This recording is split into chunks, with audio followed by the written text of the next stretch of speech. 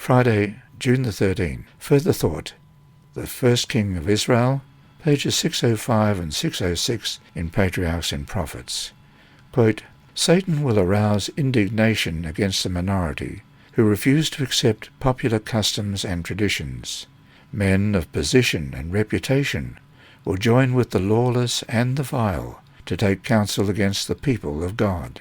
Wealth, genius, education will combine to cover them with contempt.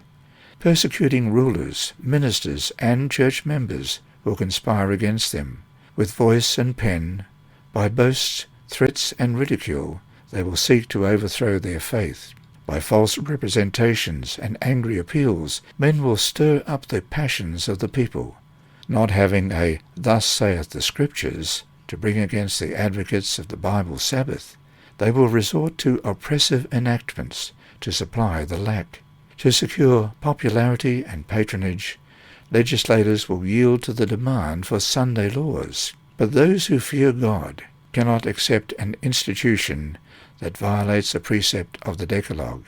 On this battlefield will be fought the last great conflict in the controversy between truth and error, and we are not left in doubt as to the issue. Today, as in the days of Esther and Mordecai, the Lord will vindicate his truth and his people. Owen G. White, Prophets and Kings, pages 605 and 606.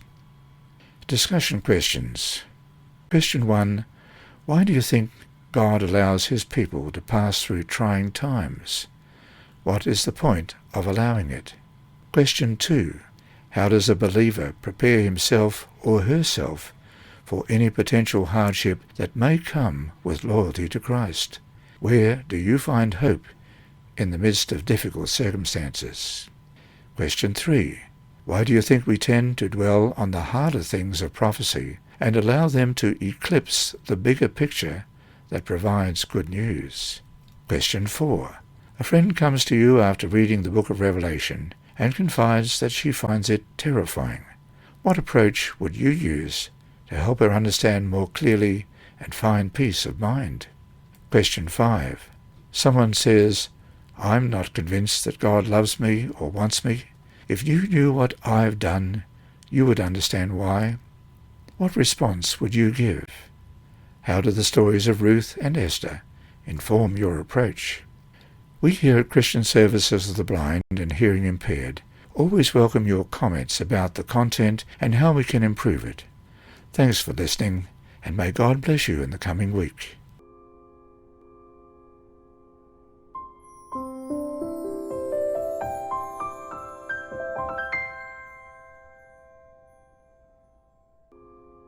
For further reading, In the Days of Queen Esther, in Prophets and Kings, pages 598 to 605, and Christ's Followers, the Light of the World, in Gospel Workers, pages 433 to 437.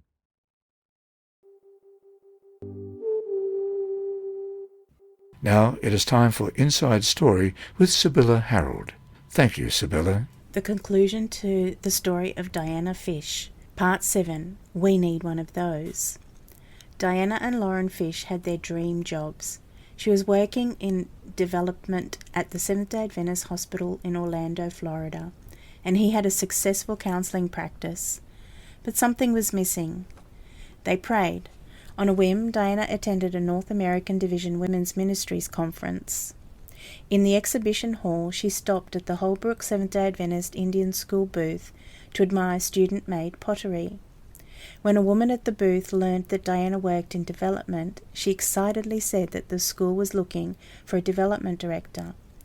Diana dismissed the idea that God might be calling her to work at the school in Arizona. 6 months later, Lauren decided at the last minute to attend the 2015 General Conference session in San Antonio, Texas.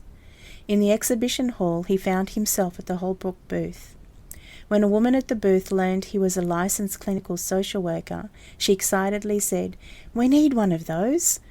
She asked about his wife's job, and he responded that she worked in development. "We need one of those too," the woman said, waving at her husband, who happened to be Holbrook's principal. Weeks later, the couple visited Holbrook after a vacation to see family in Colorado. They spent 9 hours talking with staff about the school's mission to provide a safe place for American Indian children to learn and grow. They learned that the staff dreamed of having Christian counselling available around the clock for students dealing with post-traumatic stress disorder and other mental health issues. Diana tossed and turned that night in the school guest room. In the morning she noticed 2 identical books on a bookshelf. They looked familiar. Reaching into her backpack, she pulled out the same book, which Lauren had gotten at the general conference session. It was titled Follow, Anytime, Anywhere, at Any Cost, by Don McLafferty. Immediately Diana knew God was calling them to Holbrook. She prayed, "You'll have to put the same impression on Lauren's heart." Several days later, back in Florida, Lauren told Diana that he had been praying and sensed God calling them to Holbrook. That evening, they submitted their resumes and began packing. 2 weeks later, they were offered the positions.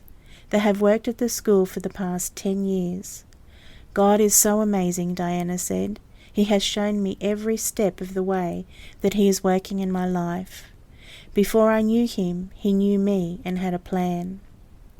This mission story shows how God miraculously worked in the life of Diana Fish, Development Director of the US-based Holbrook Seventh-day Adventist Indian School, which received the 13th Sabbath offering in 2021. Thank you for supporting the spread of the gospel with this quarter's 13th Sabbath offering on June 28. We'll read more about the school next week.